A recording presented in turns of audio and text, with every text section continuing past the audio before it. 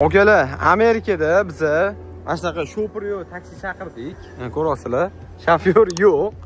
Ular hozir o'tirib, biz A tochkadan B tochkaga boramiz, ya'ni boshqa lokatsiyaga boramiz. Biz hozir Amerikada San-Fransisko kelganmiz. Ko'rishingiz mumkin, mashina hamma joyiga datchik o'rnatilgan. Mana hammasi 360 gradus kamera. Mana ham nimadirlar-da, xullas. Ko'rishingiz mumkin, hozirgani Nissan mashinalarda lidar chiqyapti-yu. Mana lidarni originali, kattaligini ko'ryapsizlarmi?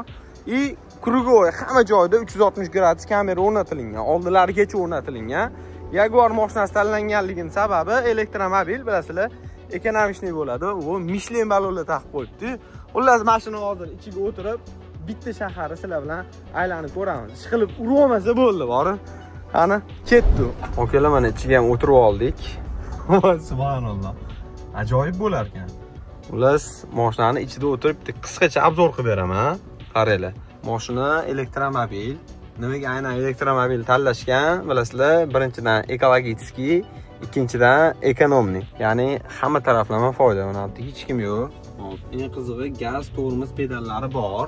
Bu yerda полный lokatsiyalarni ko'rsatib qo'yar ekan. Ko'rasizlarmi? Tepadagi datchiklari, mana ketyapti yana bittasi. Hammasi lidarlari dodda ishlayapti. Полный shunga tizimlashtirilgan. Tak, panoramniy tom. Tak, Ibrohim qalay? Zo'r aka, menga yoqdilar. Yana bitta hozir holat bo'ldi.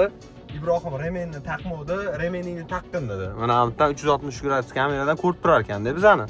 Agar remeningni taqmasang yurmayman dedi. Keyin bu keturdi, video olib keturdi, keyin yo'lni chetiga bitta to'xtadi. Agarda hozir remeningni taqmasalaring dedi, men tushirib qoldiraman dedi. Plus mashina полный gaplashar ekan, dispetcherlar o'tirar ekan, shu dispetcherlar hammasi aloqada turar ekan, nazoratda bo'lar ekan. Xullas, San-Fransiskoda Amerika bo'yicha faqat birinchi bo'lib 2023-yil mana shu San-Fransiskoda yo'lga qo'yilgan ekan.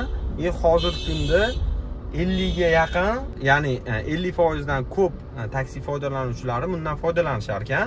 Narx-navosiga keladigan bo'lsa, chaqirish narxi $5 ekan. Har bitta 1 kilometriga 90 sentdan olar ekan, почти $1 olar ekan. Agar ajdanida turib qolsa, probkaga tushib qoladigan bo'lsa, probkada turganligi uchun har 1 minutiga 40 sentdan yozar ekan. Xullas, shahar bo'yicha полный aylantirib chiqsa, taxminan $20-25 bo'lar ekan. O'zi shahar unaqa joy katta emas. Bu asosan sentr joylarda yurar ekan. Mana bu ko'chalarni ko'rishingiz mumkin. Blur o'yinidagi ko'chalar. Hop, ko'rishingiz mumkin. Qo'l bilan tegmagan rulga yozib qo'yibdi. Tegmoqchi edim, qo'y dedim, tag'im dedim, ana report berib, nimadir qilib yormasin dedimda. Har bitta stop znakda to'xtab ketar ekan. Har bitta stop znakda to'xtatdi, ko'rasizlar. Mana pastlikni qaranglar. Turkiyaning ko'chalariga o'xshab ketadi. Voy, mana qiyalikni qaranglar.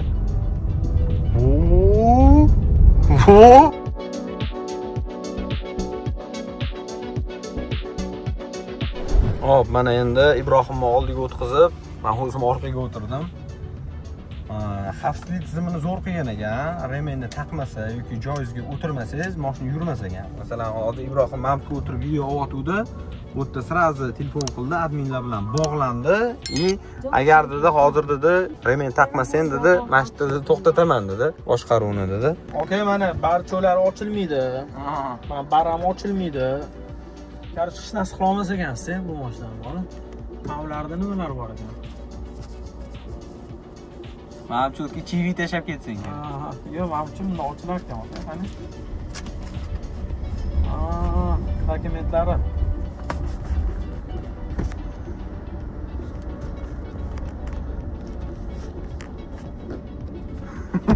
Tutagan hamma joyini. Kelib, biz yetib keldik. Eson-omon, alhamdulillah, olib kelib qo'ydi. Xullas, mana. Bo'pti. Salomat bo'l. Hop, mashinani qisqacha obzor qilib beraman suvdan. Jaguar mashinasi ko'rishingiz mumkin. Tak, полный 360 gradus kamera, tepada lidarlari, bilasan, orqa taraflari ko'rishingiz mumkin. O'zbekistonda gap yo'q ekan. Xullas, O'zbekistonga qachon yetib kelar ekan, O'zbekistonga shunaqa. Xullas, akalar, yana bitta qiziq ma'lumot. Amerikani 50% aholisi Waymo taksidan foydalanayotganligi uchun xullas bular jalba qilib chiqayotgan ekan. Bularga ish qolmayotgan ekan. Endi faraz qilinglar, masalan 500 ta mana shunaqa taksi kirdi, ya'ni 500 ta odam ishsiz qoldi deganida. Endi O'zbekistonga ham shu narsa kirib kelsa, nima bo'larkin-a? O'zi shundoq ham to'polon bo'lib yotibdi. Taksisi akalarimiz bormi? Mana shu videoga bitta like bosib, bu videoni taksist tanishingizga jo'natib qo'ying. Ana Amerikadan mana maxsus sizlar uchun video. Bir xil payt bu mashinalar buzilib ham qolar ekan. Bir xil payt qizilda to'xtab yurmay qolar ekan. Keyin stop znakda to'xtab yurmay qolar ekan. Mana hamma ko'rishingiz mumkin. Buzilib qolgan olib ketyapti. Xullas shunaqa nyuanslari ham bor ekan. Lekin o'sha shahar to'lib ketgan bor, mana endi bitta. Bu narsa xalq noroziligiga olib kelayotgan ekan. Ko'pchilik mana 500 ta qo'ygan bo'lsa, 500 ta odam ishsiz qoldi deganida. Ularning ham oilasi bor, ular ham bola chaqa boqadi. Bitta odam boyayapti. Shu sistemani o'ylab topgan odam boyayapti. Lekin qolganlar ishsiz qolib ketyapti. Bu yoq tarafi ham bor. Tanganing ikkinchi tarafi ham bor.